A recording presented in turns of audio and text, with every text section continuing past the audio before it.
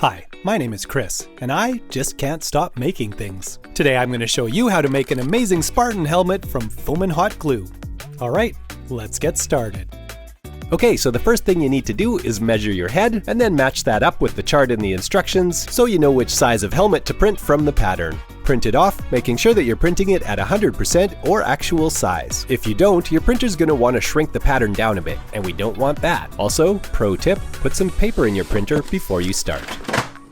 Alright, once you've got your pattern, some of the sheets will need to be taped together. I like to do that on a window so I can see through the paper enough to line up those alignment crosses. Most printers don't print right to the edge of a piece of paper, so if that bothers you, you might want to cut away some of the unprinted sections before you tape it all together. Now you can cut your pattern out just on the edge of the black line. Now go back upstairs to your window and trace all the alignment marks onto the back side of the pattern pieces. Label your new mirrored version of the pattern piece with a B after the number to differentiate it. Now grab a roll of 6 to 7 millimeter thick EVA foam and lay out your pattern pieces. Obviously, don't lay out the ones that are supposed to be cut from 2 millimeter foam, and you'll know because it says it on the piece. Trace around each pattern piece with a paint pen or a gel pen, making sure to mark all the alignment marks and then extending those to the inside of the traced line so you'll still see them once it's cut out. Now flip any of the pieces that say they need to be flipped and try to figure out the most efficient way to place them on the foam. Then you can trace them and mark them with a B. Some of the pieces have one or two of their edges undercut, so make sure you mark that on the foam, otherwise I guarantee you're going to end up cutting them straight. At least that's what I always do. There's also a spot on the nose guard where it transitions from a straight cut to an undercut, so mark that as well. Now it's time to grab a super sharp knife and start cutting. I just started with a quick rough cut around everything to release the smaller bit of foam from the bigger bit of foam. A utility knife with a good blade works great for most of the cuts. However, it's easier to do a good job of that tight ear slot curve using a scalpel blade because it's narrower. For nice clean V-slots, start at the point, cut straight down, and then pull out. For the undercuts on piece 6, which you diligently marked on your pattern pieces, slant your knife about halfway between vertical and 45 degrees to make that cut. If you have a good sharp knife, you should be able to cut all the way through the foam in one cut, giving you a nice clean edge. The short undercut on piece 5 is about the same angle as you did on piece 6, and then use a slightly steeper angle for the longer edge, and an even steeper angle for the undercut on piece 9. Oh, and also, don't cut your fingers off. The final test of your undercutting skills is the nose guard. Start with the blade vertical, but by the time you hit that line, make sure you've transitioned into an undercut. It's not actually super necessary, but I think it just looks a little nicer. With everything cut out, it's time for gluing. I'm using a hot glue gun, but you can also use contact cement. I always turn my glue gun to the coolest temperature where it still works. That means less burnt fingers and less time holding things together waiting for them to cool. And that's handy because then I can use my thumb to wipe away excess glue when it's not too hot. Anyways, as you may have noticed, we're starting to glue all the V-cuts together, applying glue and then holding them together until the glue cools. Then we'll glue piece 1 and 1B together down the center line starting at the front. I glue an inch or two at a time and hold the two sides of the foam together until the glue has cooled. Then move on to the next inch or two. Of course, while you're gluing, keep those alignment marks lined up with each other. If you don't pay attention to them, it's pretty easy to compress or stretch the foam a bit, and then when you get to the bottom edge, they won't line up. The last section here is a little bit tricky because you have two concave edges you're trying to squish together. But if you take your time, don't glue too much at once, and make sure to give the glue lots of time to cool, you should be good. There, now you have one of those. Grab one of the side pieces, grab the piece you just finished making, and glue them together starting at the front. You may need to do a little bit of foam stretching or squishing to get the alignment marks to line up, but do what you gotta do. Repeat the same process for the other side piece, and you should end up with a kinda inside-out helmet sort of thing. If your seams on the outside are pretty messy like mine, you can scrub them with a scrap piece of foam. It magically, well, not really magically, makes the seams look nicer. Because magic's not real. Now very carefully flip everything right side out. You just want to be really careful and support that inside corner when you do it, otherwise you'll end up with something like this, which happened on one I wasn't as careful with. Anyways, there we go. That's looking alright. Of course, unless you are a perfect gluer, there's always going to be some little gaps in the seams that show up when you turn it inside out, and those are fairly easy to fix by squeezing a little bit of glue in there and then pressing inward on the seam, which brings the edges together. Hold it there till the glue cools and you're good.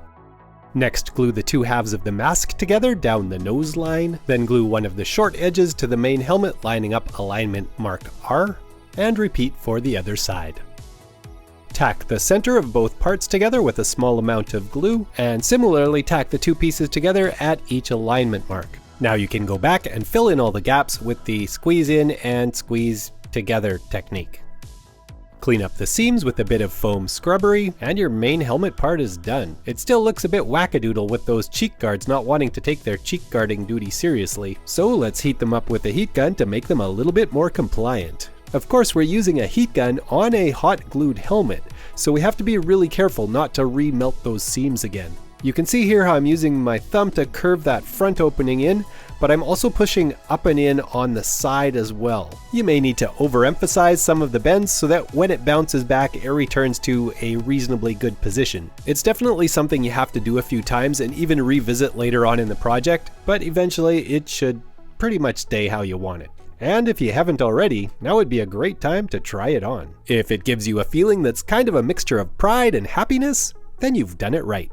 Good job. Set your helmet to the side and grab your two plume pieces. Heat them up and hold them down on a flat surface until they cool to flattenate them. If the foam you're using has texture on one side, sand around the top, front, and back edges. This will make it so the glue sticks much better to the heat-treated surface. Now you can glue piece 7 vertically on the longer end, with the concave curve of piece 7 lining up with the undercut on the bottom of the plume. During the construction of the plume, you want to make sure everything stays square and even on both sides. Otherwise, it's going to be really hard to get it to sit straight on the helmet. Glue piece 8 to the shorter end, again matching the concave curve to the bottom. Now you can take your second piece 6 and glue it on top of the shorter pieces you just finished. Use your square to make sure you're getting everything lined up right. There should be a bit of extra from piece 7 and 8 sticking past the top edge, and we're going to take care of those by following the curve of the top with your knife and cutting them off. Grab piece 9, which should already have its front edge undercut, and glue it perfectly in place against the front edge of the plume. Now you can work your way from the front to the back, trying to keep everything square and lined up. Now you want to stop gluing a couple inches before you get to the back, mark where you need to cut the strip off, and cut it off at an angle so it'll match with the back end of the plume. I should mention I glued all of one side of the strip first before I did the second side. However, I think you could also just glue them both at the same time as you work your way back. And that should give you a plume type thing. And if that's not fancy enough for you, why not add this fake visor segment? Now, normally to do this, I would use my scalpel to cut all the fancy swirls from the paper pattern, then trace the pattern onto my 2mm foam, and then spend the next couple hours cutting that out with my scalpel again. But I'm not gonna do that, because I was just sent a new laser cutter to try out. I'll do another super awesome video that talks about it a little bit more in the future, but for now, let's just say, pretty great. Thanks to the clear redness of the enclosure, I can see inside it, and thanks to the handy camera, it makes it easy to line up my pieces for cutting. It is the Creality Falcon 2 Pro. Anyways, however you want to do it, you want to use 2mm thick foam and cut one piece 4 that's just the outside perimeter, and then one with all the fancy swirly bits. Glue the fancy swirly bit one on top of the plain boring one. It seems to work best if you start from the middle and then work your way towards the outside. It is reasonably easy to end up with a spot where you can't really get your glue gun in there to glue it down, but you can fix any spots like that by going back afterwards and squeezing a little bit of super glue in there. Cut out 2 piece 11s, guess where the center is and mark it. Use the pen cap from the marker you just marked the center with and try and position it in the center. Once you feel like you've got it in the right place, press it down firmly and twist it a little bit to leave a permanent indentation. Now grab the back of a pair of tweezers or something similar and press it firmly into the foam to create some little marks. Extra points if you can get them spaced out evenly. When you're done, you should have something that looks a bit like a sun, which will get glued down into the roundish opening on the visor ends. Glue the short edge of the 2 piece 5s together, and then glue that to the back side of the visor, lining it up with the top edge. Start from the middle and work your way out to the sides. Now you can line up the visor on the helmet, making sure the center of the visor matches the center of the helmet, and that the rounded ends with the suns in them line up with the same spot on both sides. Mark the visor placement, and then glue the visor to the helmet. Start with the top edge of the visor, gluing the center, and then working your way out to the sides. Now you can jam your glue gun under the bottom edge and get that glued down as well. If you find you've made some ugly glue blobs, you can use the hot tip of your glue gun to help smooth things out. Okay, now we're gonna go back to the plume again and add some more interesting features. So go back to pattern piece 6 and cut along the dotted lines. For these, cut on the outside of the dotted lines. That'll just keep those long rectangles from getting too skinny. Trace and cut those out from some 2mm thick foam. Now you can glue them down to the sides of the plume. Again, start at one end and work your way to the other. You just have to be careful that you don't end up stretching this piece, as that's kinda easy to do. And then you end up at the end with a bit of extra left over and you have to trim it off somehow. And that is annoying. Measure the total width of the plume, including the pieces you just added. Cut a strip of foam that width and glue it to the front and back. Cut off any excess from the top and also the bottom. Just remember to follow the curve when you're cutting the bottom. And while you're in the mood for trimming, you can always trim anywhere where the thinner foam stuck out past the edge of the thicker foam. Next, we want a strip to cover up the glue seams on the top. This ruler seems to be the right width, so that's pretty handy. Glue the strips down the center of the top so it covers up all the previous glue seams, and cut it off to the correct length. Put it on the helmet and mark where you want the front to be. I lined mine up a little bit ahead of the B mark. It's important that the plume is centered all the way down the helmet, so make marks on both sides of the center line equal distance from it. Crank up the temperature of your glue gun so you have more time to position the plume before the glue starts to cool. Apply glue to approximately the front half of the plume and set it in place. Once you're sure the glue has cooled, squeeze in some more around the back half of the plume and then hold it down tight to the helmet until it's cooled. This may take a little patience because remember, you just turned your glue gun up. Cut 2-piece 10s from some 2mm foam and glue them onto the sides of the plume. Note there is a front and back to these pieces, so make sure you get it right. Also, depending how everything goes together, you may need to trim a little bit off the front, back, or both of that piece. I had a little extra sticking out the back when I finished, so I was able to cut that off after I was done gluing. Okay, last bit of detail we're going to add is a trim piece that's going to go around all the edges of the helmet. So using a straight edge, cut a few 4mm wide strips of craft foam. The concept is pretty simple, just follow the edges. However, it does get a bit tricky when you need to go around a sharp corner. So basically, when you get to a corner, cut off the strip at an angle that sort of divides the corner in half, then cut an angle on another strip that matches that angle and glue them together. When you glue them, you want to make sure you get glue on those two shortcut edges so they stick together. So that's it, just follow the edge all the way around until you get back to where you started. And now you're done, except for the painting. Oh, actually, no you're not. It's time to give those cheek guards one last heat forming before you paint it. And I forgot to mention one more piece, piece number 12, which gets glued on the front and the back to give continuity with piece number 10. Feel free to trim down the top edge to make them match. Alright, now it's time to start painting. Okay, so normally I start by painting everything black, and I did that this time except for I was out of my regular black paint I like to use, so the paint I'm using is actually a bit too thin, which I realized after that first coat dried. And that's why I'm using white paint for the second and third coats, because look, it's a lot thicker. I'm also trying a bit of a different technique than I've ever used before, where I paint on the paint and then I stipple it with my brush. My hope is that that will give just a slight rough texture to the paint, which will become visible once I apply my metallics over top. Oh yeah, I also put a pin through the tip of the cheek guard just to hold it in place while I was painting. Anyways, I did 2 coats of the white paint with the stipple technique and then painted it black over top.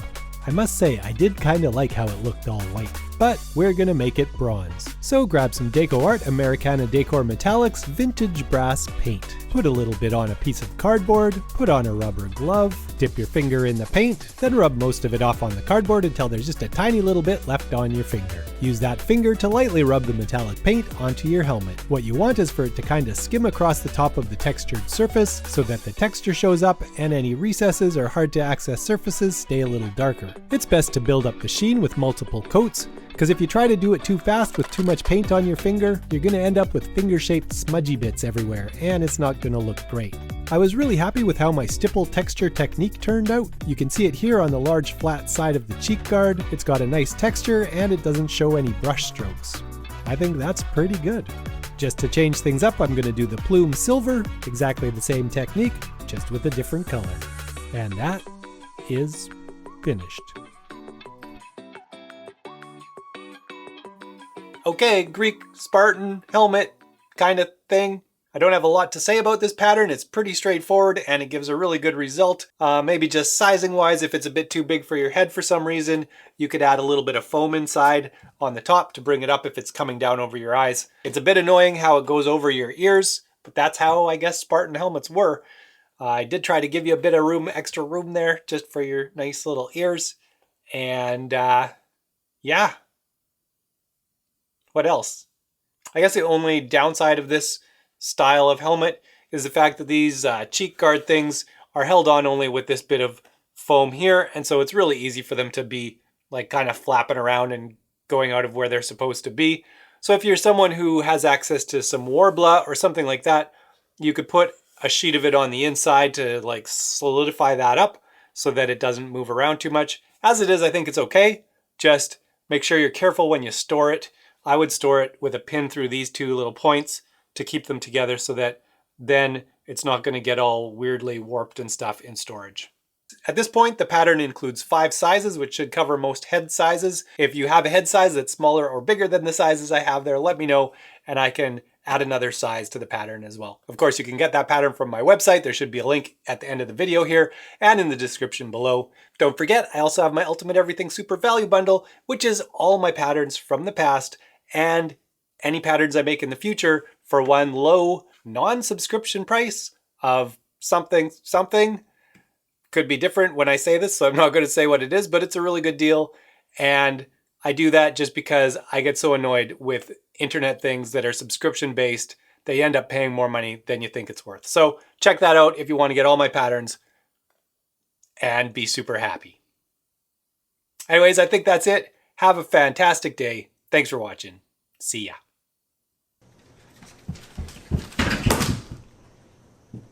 Ouch.